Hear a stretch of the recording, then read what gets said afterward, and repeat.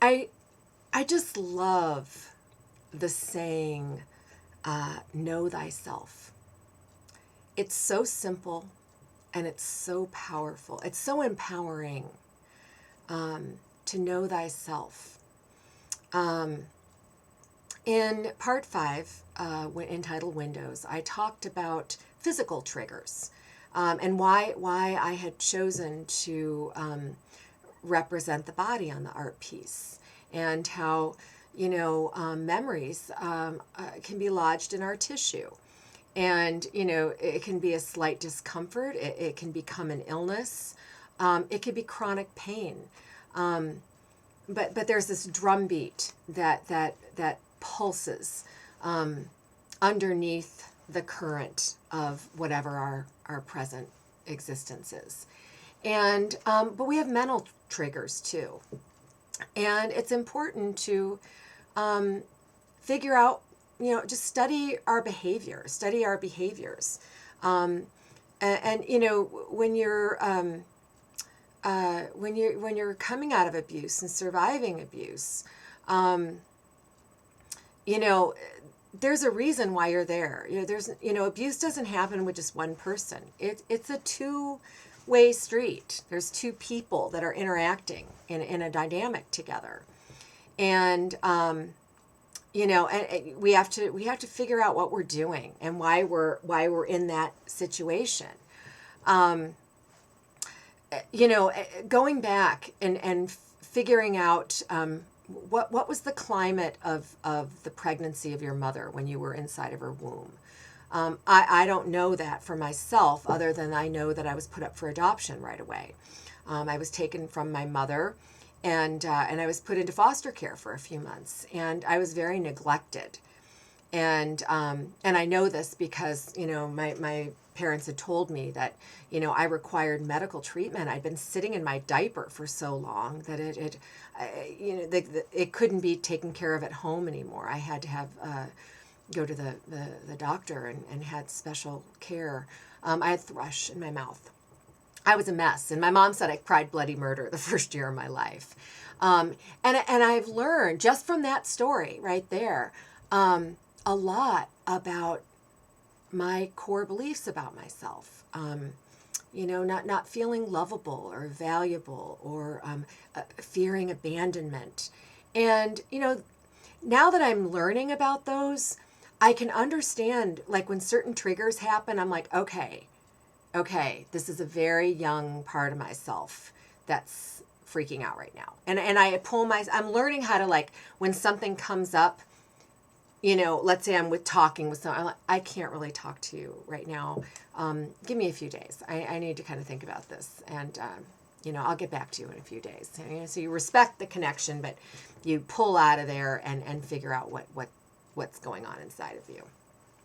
And anyway, and a great way to know yourself is to know your parents. Know where they came from. What are their stories? What were their childhood stories? What were their parents like? If you're young enough, you probably still have grandparents. You can talk to them and ask them about their upbringing and their life, and you can start to understand the patterns of thinking and behavior, and care that you received in your life, and you can find out a lot of information about how you behave and respond to life.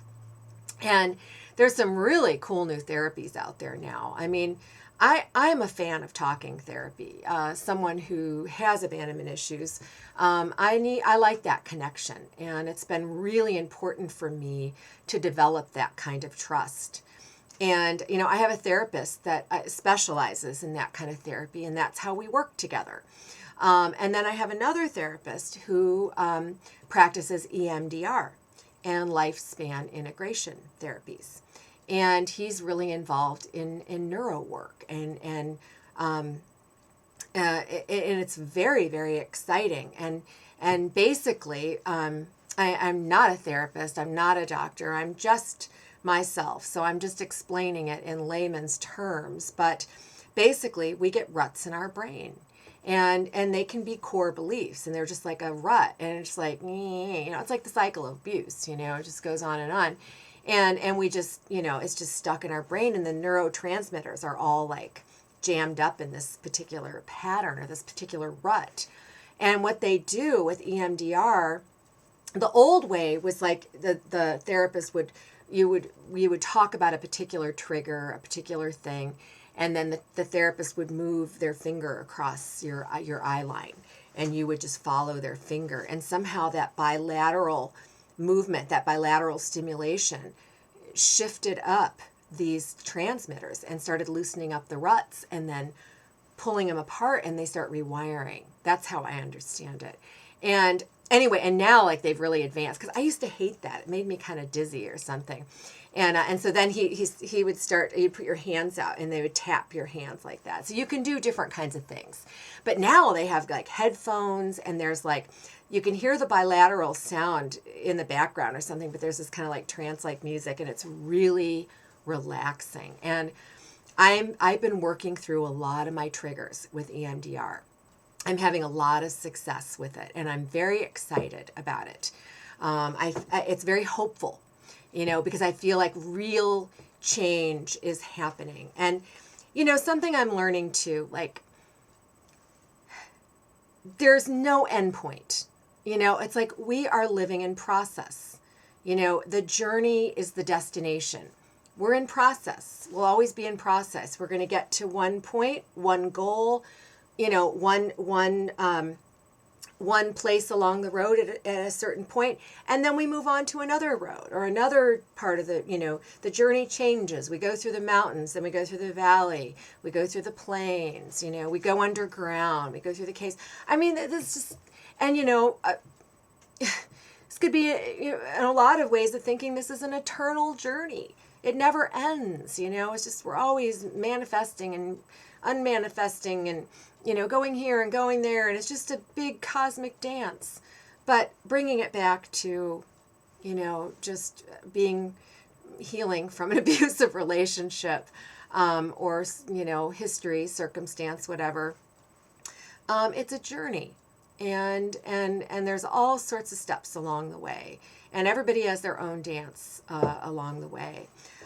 Something, for me, I'm a recovering codependent. I've throughout my whole life, I love people. I love people. I love connecting with people. I love inspiring people. I just enjoy it. But I'm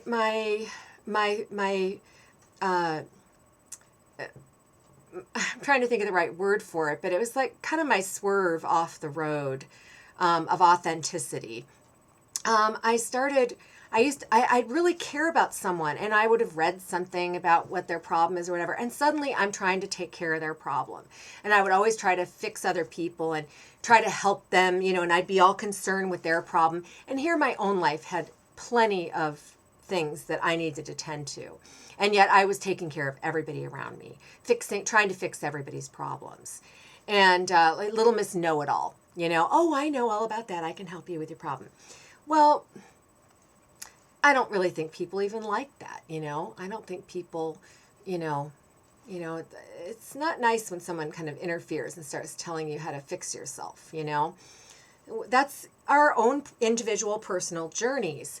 But this is the making of a beautiful love affair with an abuser, and it takes two. You can't be in an abusive relationship just by, you have to have two people to do it, two people interacting. And, and what was I doing? I wasn't taking care of myself, and I was busy trying to fix my partner. And when I made episode, part 6, entitled Sadness, I had learned kind of the first year out of my marriage, I started noticing yucky drama in some other relationships in my life. Little things that they were symbolic of my marriage. They didn't dominate, but they were there. And I noticed that I had to let go of some people, and And I had to confront some situations, and I had to disengage from others. And it's really been a constant journey. It has not stopped. I'm getting more and more skilled. I have a beloved friend. We have had an extraordinary friendship together. But when she gets triggered, she has her own abandonment issues and feeling that she's not being cared for and loved. And she's got these very young parts of herself that are very wounded. That's usually what happens. Usually when we freak out and we go on automatic and split into black and white thinking or whatever we do, it's usually a very young part of ourselves that has not been healed yet. And or recognized sometimes. Sometimes it's just this automatic thing and you actually believe what you're saying. And anyway, when she gets triggered, she can be very mean and very blaming and name calling and all this ugly behavior, all this poisonous spew comes out of her. And she's been a really good person for me in that I've been learning how to say no to abuse, but not necessarily have to throw the baby out with the bathwater, because we have so much in our relationship. But this particular trigger has caused, this uncomfortable dynamic that I guess ultimately I hope for us that we'll be able to work through this together. But we've had a lot of encounters of it. And I've done really well sometimes. Sometimes I'll be like, I will not respond to any more of these emails. I will not, that's it. You talk to me like this, you're not going to, the wall goes up. And I've done well. And I'm usually really successful when I do it because she calms down.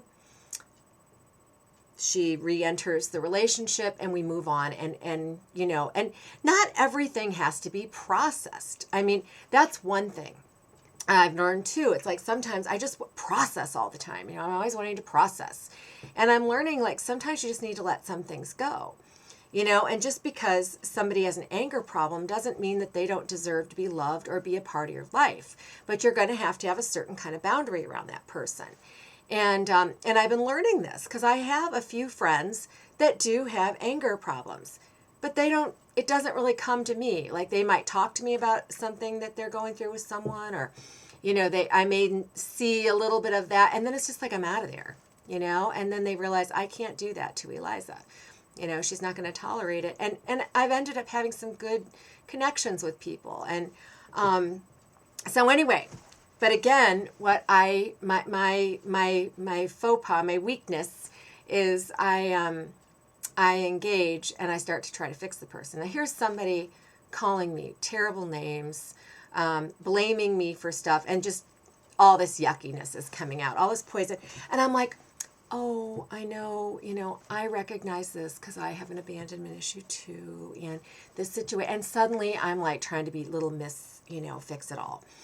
And this last encounter with this friend of mine, I did it. I had the boundary up and then I dropped it and I started engaging. And that's what I started doing, this behavior, trying to fix her. Instead of saying, because when I start doing that, I'm engaging with the abuse. I'm engaging with that angry, controlling person. I'm not responding the way she wants me to respond. She's going to get mad.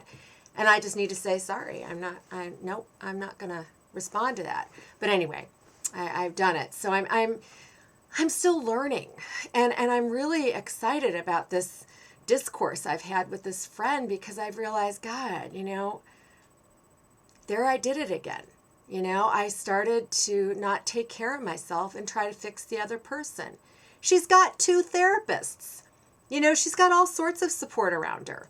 What am I doing? When she does that, I need to step out of the way. No abuse. No tolerance. No tolerance.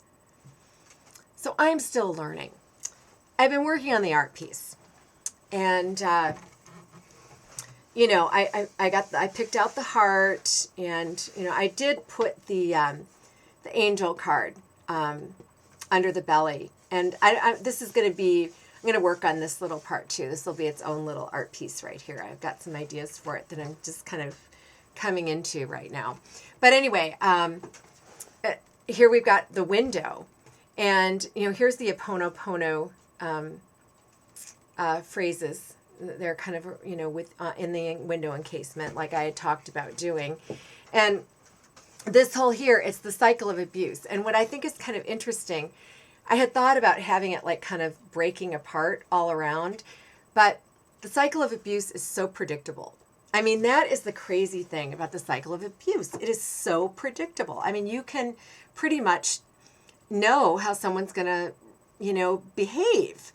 And so I ended up making it very systematic, but here's the doorway where the window's coming and the light's coming through. And so I've put gold glitter and I've kind of sprinkled it around. So light is coming in.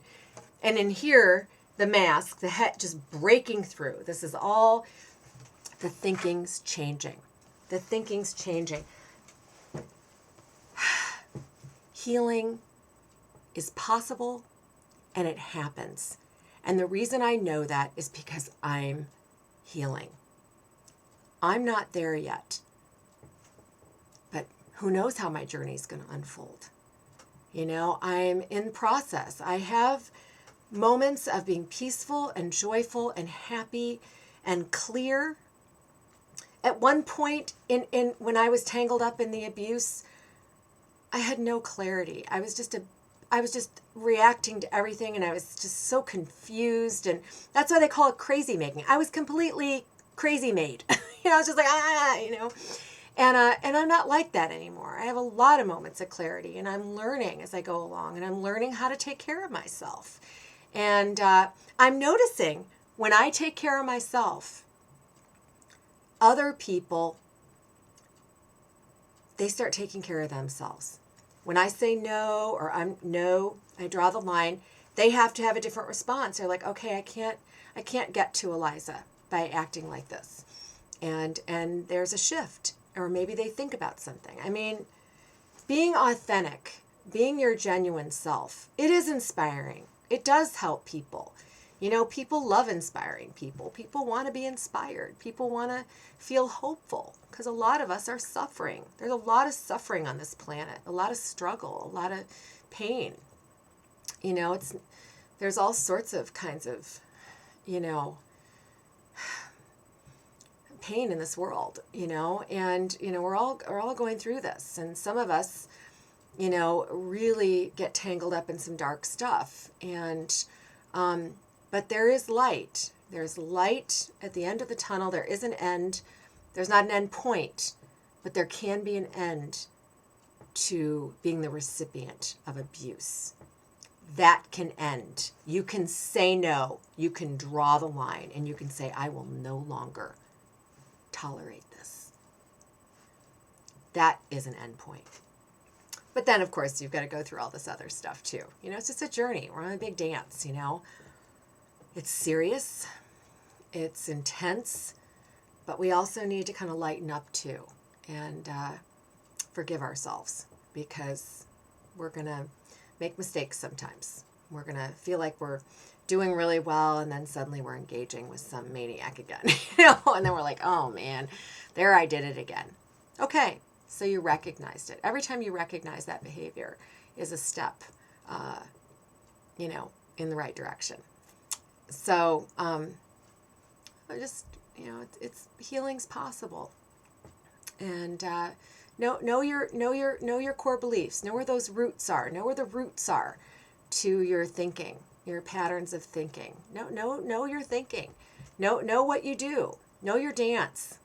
Know the steps you're taking. And if you don't like them and they're not working for you, start dancing a new dance. Make up your own steps. If you have to make up your own steps, make up your own steps. And if you can't do that, emulate someone who's dancing in a way that you like. I like the way that person's living. What are they doing? Imitate for a while until you find your own groove. So